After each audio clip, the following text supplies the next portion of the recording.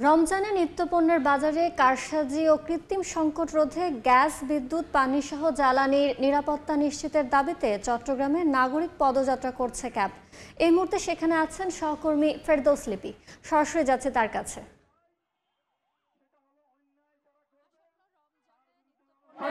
দাম নিয়ন্ত্রণ রাখা, নিরবিচ্ছিন্ন পানি সরবরাহ এবং বিদ্যুৎ সরবরাহের দাবিতে ক্যাব চট্টগ্রামে পদযাত্রা কর্মসূচির আয়োজন করেছে। এখন পদযাত্রার আগে সংক্ষিপ্ত একটি সমাবেশে যারা আছেন অংশগ্রহণকারীরা তারা কিন্তু বক্তব্য রাখছেন এবং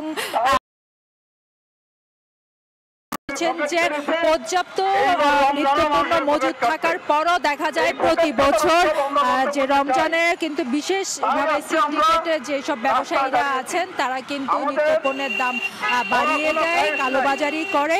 সেটা যেন এইবার না হয় সে কারণে এখনই সরকারকে পদক্ষেপ নেওয়ার দাবি তারা জানিয়েছেন। তারা বলছেন যে রমজানের হয়তো আর সপ্তাহখানিকের কিছুটা বেশি সময় আছে, কিন্তু তারপরেও দেখা যাচ্ছে ব্যবসায়ীরা কিন্তু এলসি না খুলতে পারার অজুহাত কিংবা ডলার সংকট সহ বিভিন্ন সংকটের অজুহাত দিয়ে নিত্যপণ্যের, বিশেষ করে যেগুলো রমজানের চাহিদা বেশি থাকে সেসব নিত্যপণ্যের দাম বাড়ানোর একটা চেষ্টা পাইতারা করছে। যেন সেটা না করতে পারে অবিলম্বে সরকারকে সেটার বিরুদ্ধে ব্যবস্থা নেওয়ার আহ্বান কিন্তু এখানে যারা বক্তব্য দিচ্ছেন তারা রাখছেন।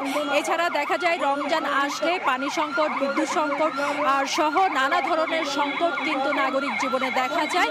সেক্ষেত্রে এইসব সংকট নিরসনেও যেন স্ব মন্ত্রণালয় এবং অন্তর্বর্তী সরকার যেন ব্যবস্থা নেয় সেই দাবি কিন্তু তারা জানিয়েছে। আমরা দেখেছি যে এই যে পদযাত্রায় সেখানে কিন্তু ক্যাবের যেমন নেতৃবৃন্দরা আছেন তারা যেমন এসেছেন, সেই সঙ্গে কিন্তু নানা পেশাজীবী এমনকি ছাত্র প্রতিনিধিরাও কিন্তু এই যে পদযাত্রা সেটা অংশ নিচ্ছেন এবং কিছুক্ষণের মধ্যেই এই পদযাত্রা কিন্তু এই যে চকবাজারের অলিখা মসজিদের সামনে থেকে শুরু হয়ে নগরীর চকবাজার এলাকা সহ প্রদক্ষিণ করে জামাল খান প্রেস ক্লাবের সামনে গিয়ে কিন্তু শেষ হবে। তো এই ছিল আমার কাছে এখনো পর্যন্ত চট্টগ্রাম থেকে সর্বশেষ।